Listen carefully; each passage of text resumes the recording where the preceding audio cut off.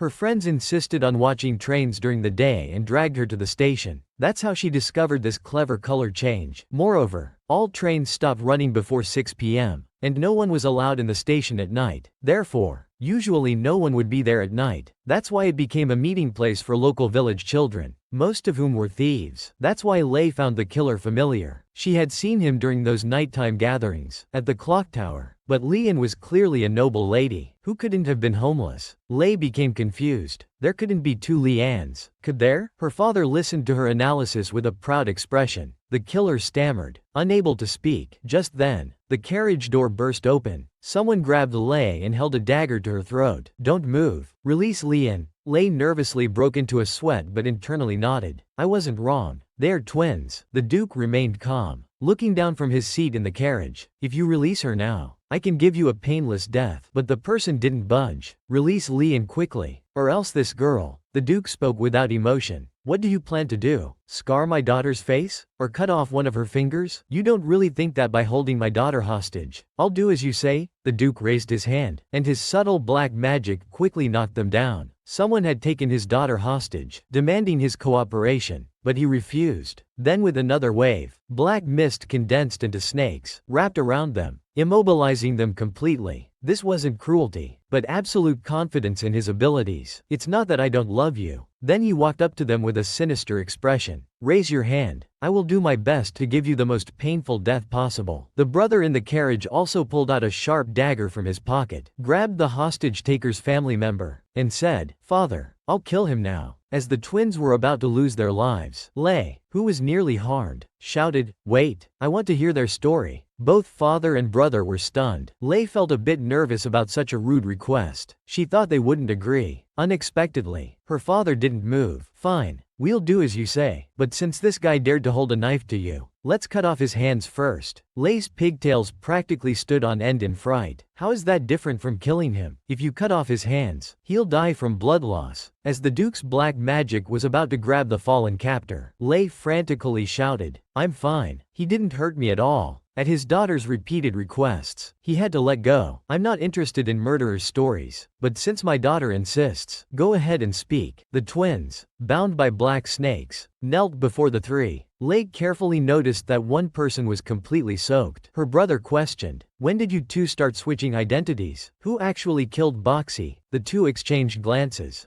Unsure where to begin, father had to ask Lei instead. How did you know who the killer was? She nervously shrugged, sweating as she changed the subject. That's not important. Don't you want to know the whole story? She thought to herself. These father and son's pressure is terrifying. The Duke pretended to be annoyed. Since you insist, I feel like I'm becoming a daughter's slave. Lei breathed a sigh of relief. Fortunately, the Duke loosened one person's bonds. He bent down, lifted their chin and threatened, if you dare lie, I'll torture the other one, until death. Her brother particularly despised their father. Your threatening methods shouldn't be seen by Lei. Lei's legs trembled. Never mind, I heard everything. The Duke looked at the killer. Well then, let's begin the interrogation as my daughter requested. Tell us why you killed. Death is too sweet. This father and son secretly tortured unforgivable murderers. They deeply believed in human evil, only having malicious assumptions about killers. But when gazing into the abyss gazes back. Unknowingly, their hearts grew colder, gradually being consumed by dark human nature. But this time, the face of both daughter and sister decided to change their minds. She insisted on hearing why these twins committed murder. The daughter doting father and sister complex brother agreed. The twins' murder method was simple. When the brother went to pick roses, he switched places with his twin. While one twin chatted with the Duke's family, the other brother, who had been lying in wait, killed the victim and made it look like suicide. He also created an alibi for himself. Lei clearly remembered that Boxy didn't scream when he was killed. He must have been drugged. The older twin shook his head. If I had done that, you would have discovered it long ago. After all, you're very clever. I used a handkerchief soaked in medicine to cover his mouth, made him pass out temporarily. To lure Boxy, it was actually quite simple. Because he always sent my sister blue items, I deliberately brought it up to provoke Boxy, but I don't regret it, because that bastard Boxy played with my sister Elise's feelings. Both twins gritted their teeth in anger. When they were young, their family was poor, so they had to send the younger brother to relatives. Later, the adopting relatives fell on hard times, and he ended up on the streets. That's why Lei felt a strange familiarity when she first met the brother, until the younger brother was caught pickpocketing by his brother, leading to their reunion. To give his brother a noble's life. The twins had been sharing one identity for years, taking turns attending academy. They practiced maintaining consistency. Now Lei's brother realized why sometimes his classmate seemed like a different person.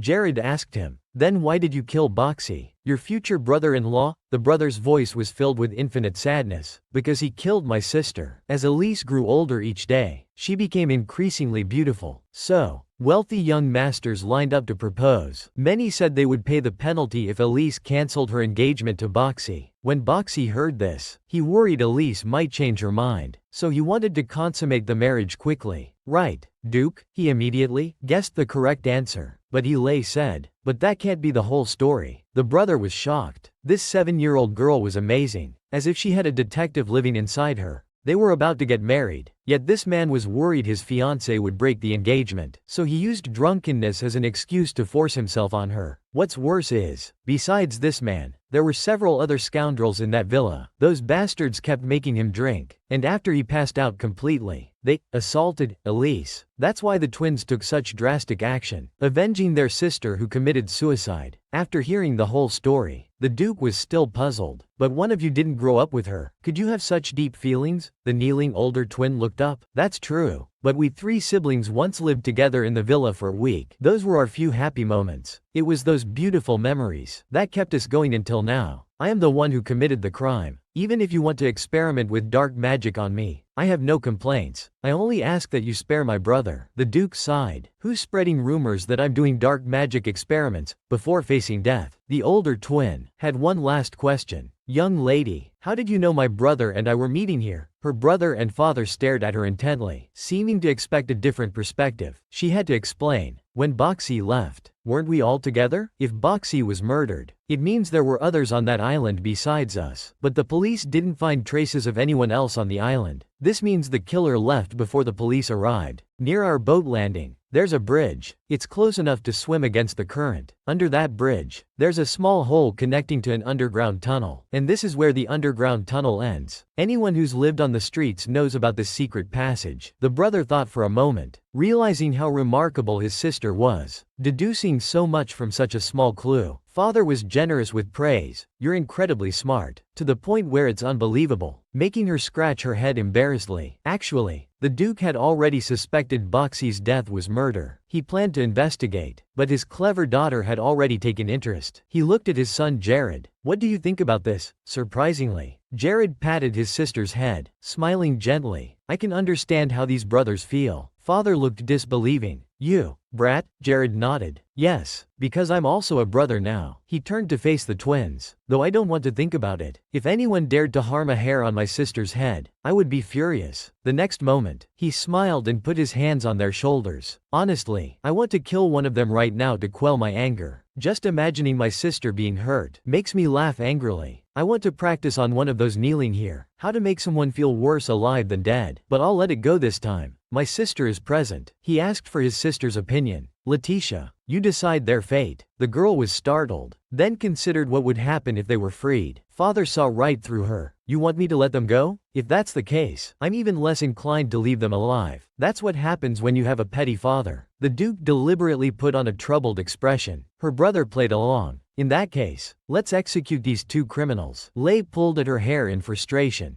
Dad was being too childish, executing them out of jealousy. She recalled the vision she had seen. The twin sister was truly pitiful, killed by such scum. That scumbag deserved to die. So she raised her eyebrows and said sincerely, I only hope the Duke can make a decision he won't regret. Because Lei knew what kind of person the Duke really was. Not as glamorous as he appeared. He punished evil doers, a melancholic hero. He never pitied criminals. But Lei still hoped the Duke would reconsider after hearing this story. She didn't want the Duke to leave any room for criticism, because the twins were different from the criminals he had killed before. The Duke looked down at Lei, showing a genuine smile. Actually, I want to thank you. If it weren't for you, I wouldn't have known the story behind this. Lei smiled happily. She had actually helped someone. And after hearing Elise's story, the Duke indeed changed his mind. She reached out to shield the twins. Then please don't kill them. Let the police handle it. But the next moment, unexpectedly, the Duke suddenly approached the twins. Do you remember those bastards who hurt your sister? The newly minted daughter-doting Duke, understanding the difficulty of raising girls, decided to help these twins, properly punish those who had wronged their sister. Also for his daughter's sake, to cleanse the noble circle of scum, to protect his daughter's future. But the twins were still hesitant. Could the Duke really be trusted? The man continued persuading them. Just tell me their names. I'll let you go. Of course, this is for my daughter's sake. Lei stood aside, speechless. The Duke's tone didn't sound like he was going to kill someone, more like introducing potential marriage partners. Lei's sister complex brother suddenly sat next to the twin brother, smiling. He put his arm around the other's shoulder. I like you now. Planning so meticulously to avenge your sister. I should learn from you. But if you dare speak to my sister, you might die by my hands. Then Jared leaned close to his ear and whispered so his sister couldn't hear. Your revenge plan was too lenient on those murderers. If it were me, I would have tortured them to death. But Lei still heard it. I may be young, but that doesn't mean I can't hear. He was so shocked his mouth hung open. I knew it would be like this. I thought too highly of this father and son. The Duke looked down at his little daughter. Solving a major case and dealing with some thugs was effortless for him. Those who do wrong must be punished. When it comes to dealing with scum, I'm an expert. Though Dad and brother hadn't told him, Lei had read the novels. He knew Dad used black magic to absorb power from humans. Those whose power was absorbed became his food. The Duke usually chose 3 types of food. First were murderers, second were the recently deceased, and third were those who harmed innocent women. Because abusing women was more unforgivable than murder. In the Duke's eyes, those who hurt women were as hateful as murderers. Of course, Lei agreed. Those who killed Elise deserved death. So this time, he didn't try to stop it. The Duke, who always punished evil and promoted good, let murderers go for the first time, because he could understand these twins' feelings of avenging their beloved sister. Just imagine if someone hurt his daughter. He would make them pay 1,000-fold. The twins cried with tears streaming down their faces. 4 hands clasped together. We can't believe we survived. It's incredible. The Duke snapped his fingers. But since you've killed before, you might do it again. So I've left marks on you. If you dare commit crimes again, I'll come for you immediately. The twins searched their bodies for the marks. Jared watched them like idiots. Don't bother looking. Those marks are invisible to the naked eye. With everything settled, the Duke called his daughter. carrying the tiny child in his arms. He sat contentedly in the carriage. Before leaving, he thanked the twins for their hospitality. Seeing their confused expressions, the Duke explained, "When we found Boxy, he had just died, right? So he became my food." Lei thought back, "No wonder you told me to wait a while before calling others." Jared leaned out, grabbing the door to close it. His expression was indifferent, thinking that Senior Boxy was such scum. "I no longer feel sad about his death, but since I knew him, it feels a bit odd that my father ate him." The twins were bewildered. What does this mean? Are this father and son crazy? In the moving carriage, the Duke was in high spirits. Cleaning up scum really improved his mood. He looked at his daughter, attributing his good mood to her. "Indeed, every time I go out with you, we discover many interesting things." Then he looked down, studying his daughter with an inquiring gaze. "I know what kind of person you are now." Lei's braids stood on end, wondering if the Duke knew she was a transmigrator. But the Duke excitedly exclaimed, "You're a genius, an ordinary little detective genius." Lei couldn't handle being praised by truly intelligent people. It felt like showing off in front of experts. Besides, she had the advantage of being a transmigrator. She quickly waved her hands explaining, No, those were just my guesses. I didn't expect to guess so accurately." The father and son seriously declared, "My daughter is a genius." This scared the girl into quickly explaining, No, I was just guessing. I didn't expect to be so accurate." Her brother calmly said, "Don't lie. Once is chance, twice is." Lei wouldn't dare show off. Admitting to being a genius in front of these two high-quality humans would be too embarrassing. Brother crossed his arms and listed his arguments. "A child who never received education, whether text or pictures, can remember everything at a glance." Lei waved her hands. "If I were really that capable, why would I have been begging on the streets before? After all, I can't even read all the characters." Suddenly, her attention was drawn to the scene outside the window. Two young beggars on the street covered with thin blankets, shivering. If not for the Duke adopting her, she would be one of those freezing people too. This winter is especially cold. Lei's expression turned sad. Her brother appeared thoughtful. Every time they passed this street, his sister would become upset. How could he keep Lei happy? Lei composed herself, sat back in her original position, hugging her panda and mumbling, "I'm not a genius. I'm just an ordinary person." The Duke didn't take her words seriously. "Never mind. A test will tell us." When Jared was young, he met with several doctors. They can determine if you're a true genius. Enjoying the Duke's petting, Lei turned pale. She couldn't help thinking negatively. After the test, the Duke would surely know she wasn't a genius. Would he then refuse to acknowledge her as his daughter? As night fell, the carriage finally arrived home. The butler stood at the door as usual, bowing in greeting. He carefully noticed Lei's dejected expression while the Duke looked proud. The butler curiously asked if something had happened. The Duke was so pleased his tail would have reached the sky. He rarely felt this proud in his life. He couldn't help boasting to the butler, "Many things happened today, but the biggest discovery is that my daughter is a genius." The butler slowly raised a question mark. The daughter-obsessed father had finally gone mad. She knew her intelligence was above average, but so what? Until today, she was very surprised to discover that his daughter was also very smart. He couldn't contain his joy and had to brag to the butler, "My daughter is a genius." Holding his wine glass, the Duke looked elegant and noble. The smugness on his face was actually pride in his daughter. The butler blinked twice, listening very seriously to the Duke talk about the young lady. He almost gave a standing ovation for the young lady's clever actions. The person in question felt so embarrassed. Being called a genius made her want to bury her head in the ground. She angrily ate large mouthfuls of food. She finally understood how it felt in her past life when she only got 80 points, but her mother had to brag about it to the whole neighborhood. That embarrassing feeling. After dinner, she lay on her 200 square meter bed feeling very depressed. What if the Duke discovers I'm not a genius? What if he kicks me out? While she was worrying,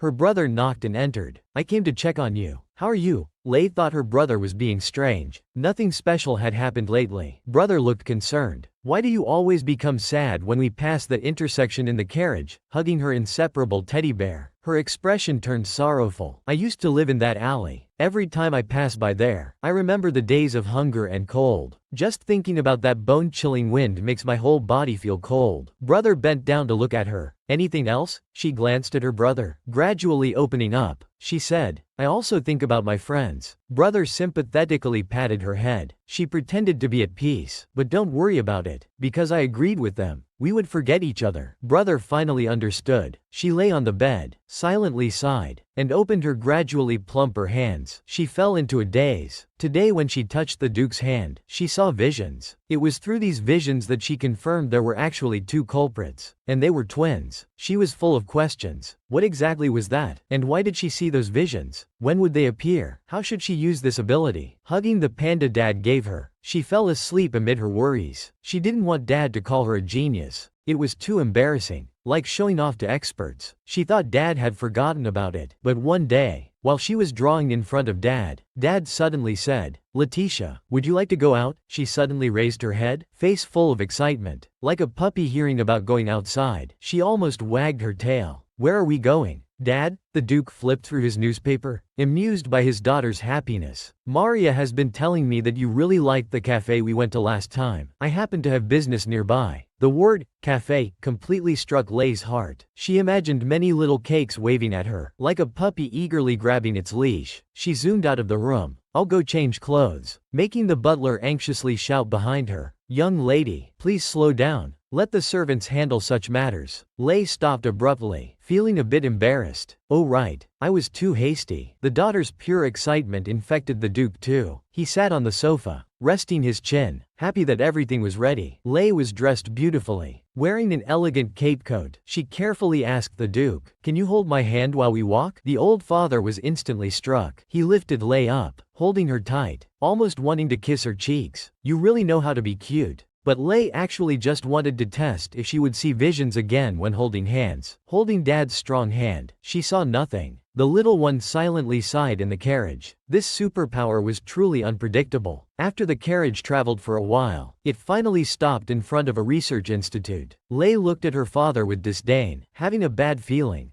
"Duke, hadn't you forgotten about calling me a genius?" "Indeed, dads are all liars. In my previous life, he tricked me about going for pork cutlet, but ended up at the dentist." She shook her head frantically in refusal. "I don't want to go in," she cried loudly. Duke is a liar, but was still dragged in by Dad. The doctor at the door smiled, welcoming the father and daughter. The Duke temporarily left his daughter with the doctor. "I still have business to attend to. I'll leave first, but the bodyguards will be waiting outside. If you dare mistreat my daughter, you'll regret it." The doctor immediately promised not to be disrespectful to Lay, but Lay was anxious. Grabbing the Duke's clothes, "Don't go, Your Grace." The old father patted her head. "I have business to attend to. Be good." Dad had lied about going to the cafe for cake, but instead brought her to the research institute to do tests. She puffed up like a blowfish, lowering her head in silence. The doctor standing nearby couldn't help but laugh. This made Letitia even angrier. "I'm angry right now. How dare you laugh?" The doctor quickly apologized. "I'm sorry, but you're just too cute. You look just like a lost puppy just now." Lay glared fiercely at the doctor. "I'm not a puppy." Having her anger interrupted midway, she suddenly felt embarrassed to continue being angry. Looking at the doctor's hair, she curiously said, "I thought all doctors had gray hair and were elderly." The doctor smiled with eyes curved. "Actually, I just came of age. I acquired much knowledge at a young age, and people call me a genius." The Duke wants to confirm if you're also a genius. That's why he brought you here. I can help you. Noticing the little one's unhappiness, the doctor quickly explained, "Don't misunderstand. Both the Duke and I are doing this to help you." But Lay responded seriously like an adult. "I appreciate your kindness, but I don't need this kind of help, because I'm not a genius." The doctor was completely won over by Lay's cuteness. "Don't worry, young lady. This happens often in noble families. For example, foolish parents thinking their children are geniuses bring them here for testing." Lay felt like she'd been hit, but the Duke isn't foolish. He's very smart. The doctor said while shuffling through drawer files. Many parents think their children are geniuses, but such expectations often fall short. However, those parents have impure motives. They all want to use their children for certain purposes. The Duke is different from them. Lay couldn't hear anything else. Just the words, "expectations fall short," were enough to make her imagine being abandoned by the Duke for not being a genius. Dad insisted his daughter was a genius, and tricked her to the research institute for testing. She was troubled, knowing she wasn't a genius but being treated like one. What if she was exposed and thrown out of the Duke's mansion? Just then, the genius doctor bumped into the table with a loud crash, startling her out of her melancholy. Are you okay? The doctor waved his hand, dizzily touching his head. If there's no blood, it's fine. I actually bump my head often. Lei never thought that as a child. She'd be worried about an adult. Though this guy looked handsome, he was quite clumsy. The doctor then took out a diagram. Lei found it interesting. He asked her, how many times would you need to draw blood to exit this maze? Then came numbers, questions about cause and effect, and context in passages. Lei could answer some questions, but others left her confused. She hadn't studied properly in either life. She died too young in her previous life, never went to school. Now Lei was staring at the chessboard, thinking. Finally, she carefully told the doctor, the princess can't get out of the chessboard because the first knight destroyed the path, right? The other end of the road was also robbed. The doctor fell silent this time. He stood up and told Lei, I'll go calculate the test results now. Please wait a moment. Lei looked unconcerned. The result definitely won't show I'm a genius anyway. Geniuses are those who have photographic memory and can make inventions. Geniuses can remember more than 10 digits and calculate mentally. Only people like Einstein can be considered geniuses. But remembering what the doctor said earlier about parents discovering their children aren't geniuses and being disappointed, Lei deflated like a balloon onto the table. She guessed. The Duke is so persistent about testing my intelligence, probably because he wants me to help him with something. If I can't help him, will he be disappointed? Will he kick me out of the Duke's mansion? Even if he doesn't kick me out, I might become the family's scapegoat. Growing sadder by the minute, she clutched her little hands and began to sob. She desperately hoped the test results would be delayed. She wanted to stay at the Duke's mansion longer. She waited at the research institute for 3 hours. Her father, who promised to pick her up soon, finally appeared at the door. Covered in sweat, her pent-up emotions suddenly burst forth. Dad anxiously asked what happened. If the doctor had said something, she shook her head. No, I'm fine. But she was still just a child, unable to control her inner gloom. Her tears flowed like Lanzhou noodles. I'm sorry, I'm not a genius. Dad froze. You're crying because of that? Were you bullied? He quickly wiped his daughter's tears. Lei honestly told Dad, I couldn't answer half the questions the doctor asked today. My memory is just average. I can't help you at all. I'm so useless. The Duke was surprised, wondering when his daughter got such ideas. He pulled his daughter into his arms. He gently comforted Lei. They say daughters make fathers' hearts flutter. And that's really true. I don't expect you to help me. I was just worried about you. You know, everyone in our family is very smart. Jed and I are the best examples. We often skipped grades or graduated early. Lei lay exhausted on Dad's shoulder, her eyes swollen from crying, barely open.